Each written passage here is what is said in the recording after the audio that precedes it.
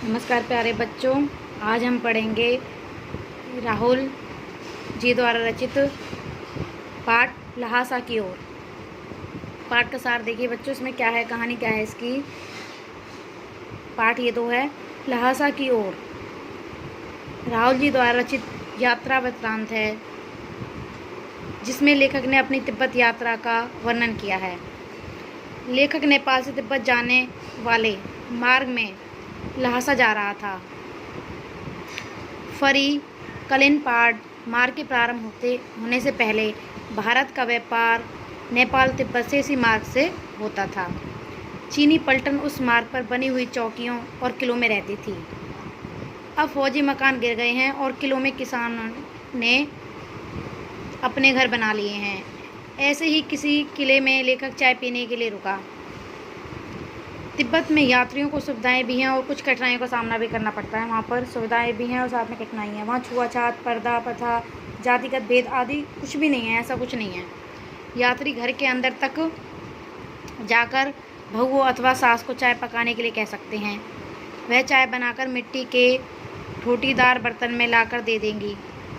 और किले से चलने लगे तो एक व्यक्ति ने से राहगीर से मदद मांगी। मतलब जो लेखक हैं वो बता रहे हैं कि जब मैं किले के लिए चला तो वहाँ मैंने एक व्यक्ति से मदद मांगी और उन्होंने 2 चिट्ठियाँ उसे दे दी। उस दिन वे थोड़ला के पहले के अंतिम गांव में पहुँचे। मतलब जो अंतिम गांव था उसमें पहुँचा था लेखक। यहाँ भी लेखक के साथ चल रहे बहुत भिक्षु सुमति के जान पहचान के लोग रहते थे, इसलिए उसे ठहरने के लिए अच्छी जगह मिल गई। अब लेखक और उसके साथी को बहुत मुश्किल टांडा थोड़ला पार करना था। बहुत मतलब मुश्किल रास्ता था वहाँ का। बता रहा कि कैसे कैसे मैं गया, क्या क्या करा। तिब्बत में डांडे अत्यंत खतरनाक स्थान माने जाते हैं।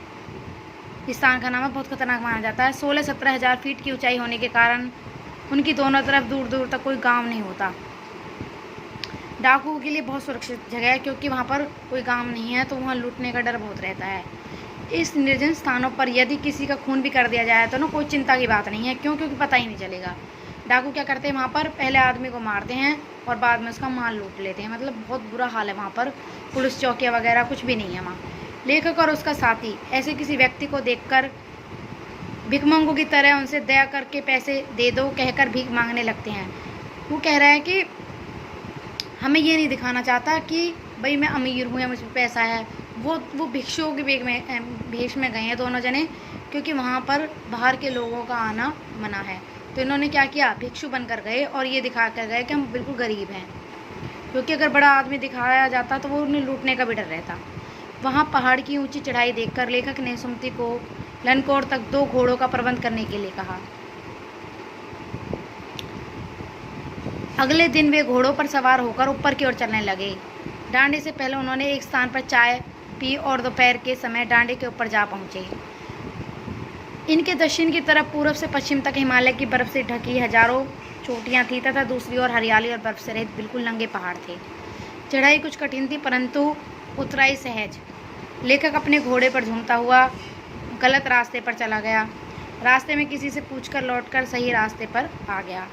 जब वह देर से पहुंचा तो सुमति लेखक पर गुस्सा होने लगा। लेखक ने सारा दोष अपने सुस्त घोड़े पर मढ़ दिया। सुमति शीघ्र ही शांत हो गया। लनकोर में इन्हें ठहरने के लिए अच्छा स्थान मिल गया था।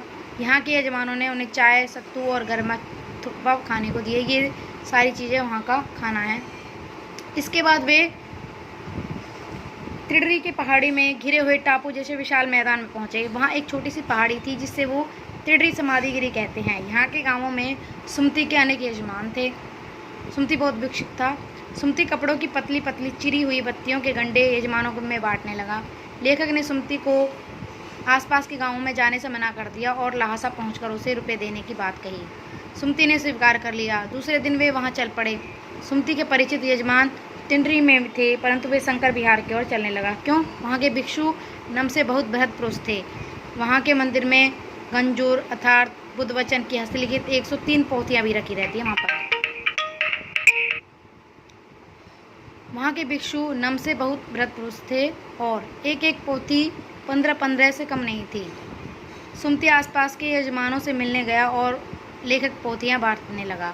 अंत में भिक्षु नमूने से विदा लेकर वे अपना अपना सामान पीठ पर लाद कर चलने लगे। अर्थात बस यही कहानी है। इसमें आपको बस यही याद रखना है कि कहाँ कहाँ गए वहाँ पर डाकुओं का भय कैसे बना रहता है। अब इसके ना आप प्रश्न उत्तर देखिए। प्रश्न पहला देखिए, थोंडला के पहले के आखिरी गांव पहुंचने पर भिखमंगे के वेश में होने के बावजूद लेखक को ठहरने के लिए उस स्थान मिला, जबकि दूसरी यात्रा के समय भद्र वेश में उसे कुछ स्थान नहीं दिला सका, क्यों? उत्तर देखिए, उन्हें रहने के लिए उस स्थान इसलिए नहीं मिला क्योंकि वे वहाँ शाम के समय पहुँचे और इस समय वहाँ के लोग अपने होश हवास गंवा बैठते हैं, मतलब वो शराब वगैरह का सेवन कर लेते हैं।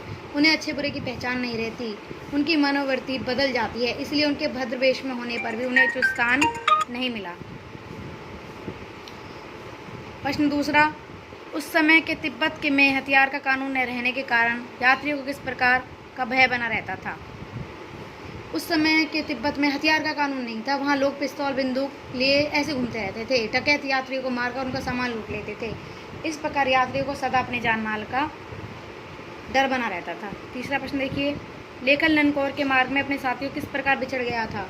लेखन लनकौर के मार्ग में अपने साथियों से इस प्रकार बिछड़ गया क्योंकि उसका घोड़ा धीरे धीरे चल रहा था। जब वह घोड़े को जोर देने लगता है तो उसका घोड़ा और अधिक सुस्त हो जाता है।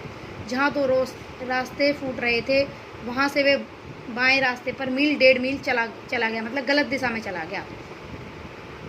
और लनकौर का रास्ता तो दाहिने वाला था, वहाँ से लौटकर उसे सही रास्ता पकड़ा। इस प्रकार वह साथियों से बिछड़ता चला गया।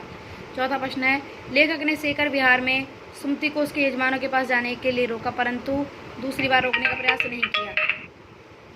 उत्तर देखिए, दूसरी बार लेखक ने सुमति को यजमानों के पास जाने से इसलिए नहीं रोका क्योंकि वहाँ एक मंदिर में उसे बुद्ध वचन की 103 पोथियाँ मिल गई। इनमें से एक एक पोथी 15-15 शेर से कम नहीं थी। वह इन पोथियों के पठन पाठन में लीन हो गया। पांचवा प्रश्न देखिए, अपनी यात्रा के दौरान लेखक को किन कठिनाइयों का सामना करना पड़ा?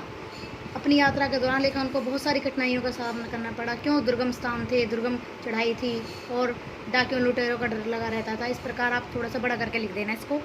छठा प्रश्न देखिए, प्रस्तुत यात्रा बताएं के आधार पर बताइए कि उस समय का तिब्बती समाज कैसा था? उस समय का तिब्बती समाज अंधविश्वासों से झगड़ा हुआ था। लोग बौद्ध सन्यासियों के द्वारा किए गए रीति रिवाजों ढकोसलों को सब कुछ मान लेते थे। समाज में कानून व्यवस्था नहीं थी, चोरी डकैती होती रहती थी, ये सारी चीज़ें वहाँ पर बनी हुई थी, समाज खराब था। अब आपको यही 6 प्रश्न याद करने हैं और बेटा लिखने हैं और आपको सार भी लिखना है और शब्द अर्थ भी याद होने चाहिए बेटा आपको, ये सब सारी चीज़ें।